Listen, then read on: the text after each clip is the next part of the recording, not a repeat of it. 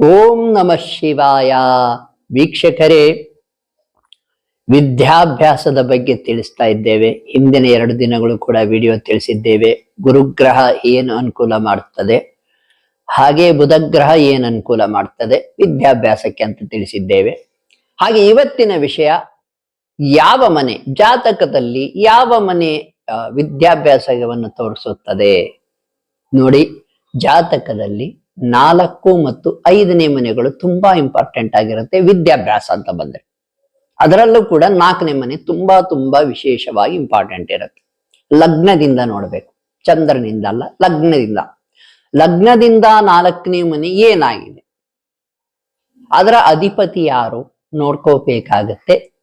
ನಿಮ್ಮ ಮಗುವಿನ ಜಾತಕದಲ್ಲಿ ಅಥವಾ ನಿಮ್ಮ ಜಾತಕದಲ್ಲಿ ನೀವು ಓದ್ತಾ ಇದ್ರೆ, ಏನಾದ್ರೂ ಡಿಗ್ರಿ ಓದ್ತಾ ಇದ್ರೆ ಅಥವಾ ಹೈಯರ್ ಡಿಗ್ರಿ ಮಾಡ್ತಾ ಇದ್ರೆ, ಅಥವಾ ನಿಮ್ಮ ಮನೆಯಲ್ಲಿ ಯಾರಾದ್ರೂ ಓದ್ತಾ ಇದ್ರೆ ಅವರ ಜಾತಕದಲ್ಲಿ 4ನೇ ಮನೆ ಏನಾಗಿದೆ ಫಸ್ಟ್ ನೋಡ್ಬೇಕು.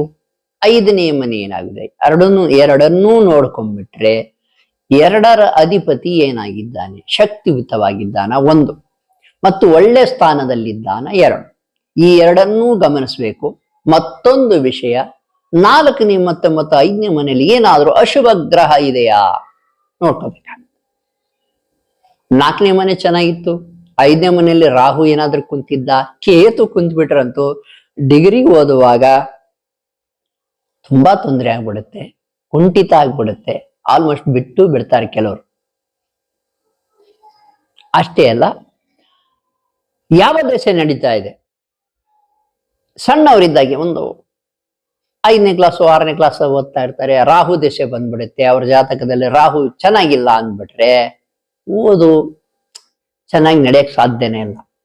ಯಾಕೆಂದ್ರೆ 18 ವರ್ಷಗಳ ಕಾಲ ರಾಹು ದಶೆ ಇರ್ತದೆ. ಕೇತು ದಶೆ 7 ವರ್ಷಗಳ ಕಾಲ. ಕೇತು ದಶೆ ಬಂದ್ಬಿಡ್ತಪ್ಪ, ಕಟ್ ಮಾಡ್ಬಿಡ್ತಾನೆ ಕೇತು. 5ನೇ ಮನೆಯಲ್ಲಿ ರಾಹು, ಕೇತು, ಶನಿದೇವರು, ಮಂಗಳ ಇವೆಲ್ಲ ಇದ್ದಾಗ ನೀವು ಡಿಗ್ರಿ ಓದುವಾಗ ಸ್ವಲ್ಪ ತೊಂದರೆ ಆಗ್ಬಿಡುತ್ತೆ. ನೋಡಿ, SLC ಮಠ ಬಹಳ ಚೆನ್ನಾಗಿ ಓದ್ತಾ ಇದ್ದ ಮಗು ಕಾಲೇಜಿಗೆ ಬಂದ್ಮೇಲೆ ಚೆನ್ನಾಗಿ ಓದ್ತಾ ಇಲ್ಲ ಅನ್ನೋ ಮಾತು ಎಲ್ಲರೂ ಕೇಳ್ತಾ ಇರ್ತಾರೆ.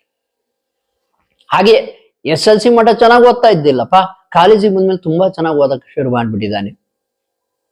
ನೋಡಿ, ಅವಾಗ 5ನೇ ಮನೆ ಆಕ್ಟಿವೇಟ್ ಆಗಿರುತ್ತೆ. 4ನೇ ಮನೆ ಜೊತೆಗೆ 5ನೇ ಮನೆ ಕೂಡ ವರ್ಕ್ ಮಾಡ್ತಾ ಇರುತ್ತೆ.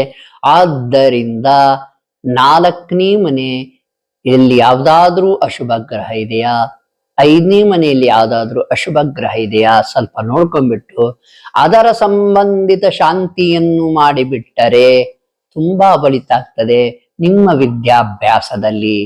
ನೋಡು, ಒಂದೊಂದು ಮಾರ್ಕ್ಸ್ ಕೂಡ ತುಂಬಾ ಇಂಪಾರ್ಟೆಂಟ್. ಎಷ್ಟೋ ಜನ ಒಂದೊಂದು ಮಾರ್ಕ್ಸ್ ಅಲ್ಲೇ ಕೆಲಸವನ್ನು ಕಳ್ಕೊಂಡಿದ್ದಾರೆ, ಒಂದೊಂದು ಮಾರ್ಕ್ಸ್ ನಲ್ಲಿ ತಮಗೆ ಇಷ್ಟಪಟ್ಟ ಕೋರ್ಸಿನ ಸೀಟ್ ಸಿಗೋದನ್ನು ತಪ್ಸ್ಕೊಂಡ್ಬಿಡ್ತಾರೆ. ತುಂಬಾ ನೋವಾಗ್ತದೆ. ನೋಡಿ, 35 ಮಾರ್ಕ್ಸ್ ಬಂದವನಿಗೆ 34 ಮಾರ್ಕ್ಸ್ ಬಂದ್ರೆ ಬೇಜಾರು ಅಷ್ಟಾಗಲ್ಲ.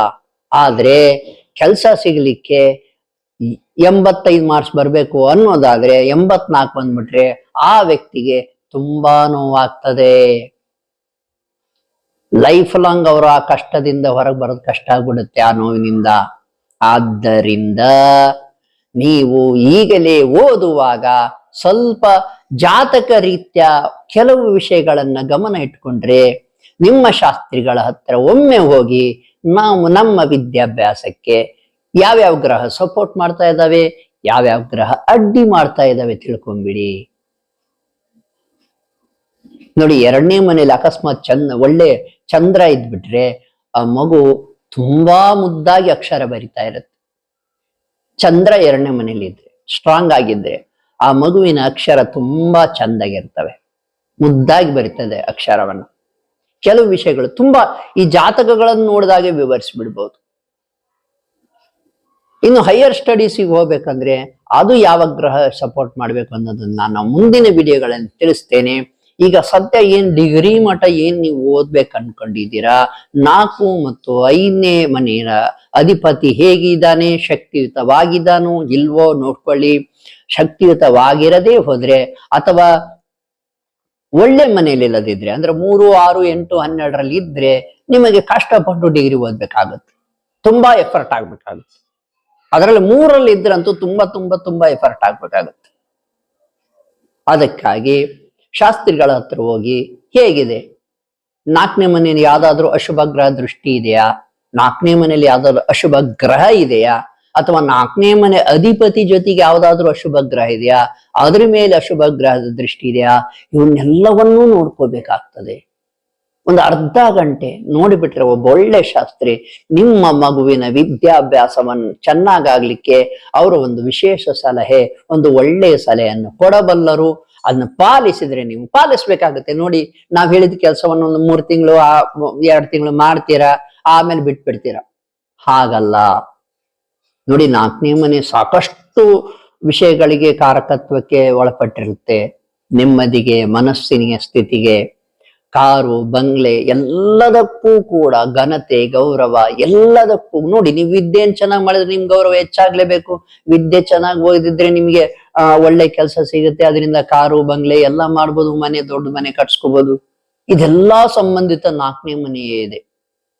ಆದ್ದರಿಂದ 4ನೇ ಮನೆಯನ್ನು ನೋಡ್ಕೊಳ್ಳಿ, 5ನೇ ಮನೆಯನ್ನು ನೋಡ್ಕೊಳ್ಳಿ. ಅಲ್ಲಿ ಏನಾದ್ರೂ ತೊಂದರೆ ಇದನ್ನ ಸರಿಪಡಿಸ್ಕೊಳ್ಳಿ. ವಿದ್ಯಾಭ್ಯಾಸ ತುಂಬಾ ಚೆನ್ನಾಗಿ ಸಾಗುತ್ತೆ. ತುಂಬಾ ಸಕ್ಸಸ್ಸಿಗೆ ನೀವು ನಡೆಯಬಹುದು. ವೀಕ್ಷಕರೇ, ನಮ್ಮ ಜ್ಯೋತಿಷ್ಯ ಜೈ ಹೋ ಯೂಟ್ಯೂಬ್ ಚಾನಲ್ ಇರದೆ ನಿಮ್ಮ ತೊಂದರೆಗಳನ್ನು ನಿವಾರಿಸಲಿಕ್ಕೆ ಯಾರು ಬೇಕಾದ್ರೂ ಕರೆ ಮಾಡಬಹುದು. ಬರೀ ವಿದ್ಯಾಭ್ಯಾಸ ಅಷ್ಟೇ ಅಲ್ಲ, ಮದುವೆಗಳಲ್ಲಿ ಏನಾದರೂ ತೊಂದರೆ ಇದ್ರೆ, ಯಾವುದೇ ತೊಂದರೆ, ಮನೆಯಲ್ಲಿ ನೆಮ್ಮದಿ ಇಲ್ಲ ಅನ್ನೋದಾದ್ರೆ, ಮನೆಯಲ್ಲಿ ಯಾರಿಗೂ ಸಕ್ಸಸ್ ಇಲ್ಲ ಅನ್ನೋದಾದ್ರೆ, ಇನ್ನು ಮನೆಗೆ ಅಥವಾ ನಿಮಗೆ ವಾಮಾಚಾರ, ಮಾಟ ಮಂತ್ರ ಪ್ರಯೋಗ, ಆತ್ಮಗಳ ಪ್ರಯೋಗ ಏನಾದ್ರೂ ಆಗಿದ್ರೆ ನಮಗೆ ಕರೆ ಮಾಡಬಹುದು. ನಾವು ಸಲಹೆಯನ್ನು ನೀಡ್ತೇವೆ. ನಿಮ್ಮ ತೊಂದರೆ ಪರಿಹಾರ ಭಗವಂತನ ಅನುಗ್ರಹದಿಂದ ಆಗ್ತದೆ, ಪರಿಹಾರ ಆಗ್ತದೆ. ನೀವು ನಮಗೆ ಕರೆ ಮಾಡಬಹುದು. ಶುಭವಾಗಲಿ.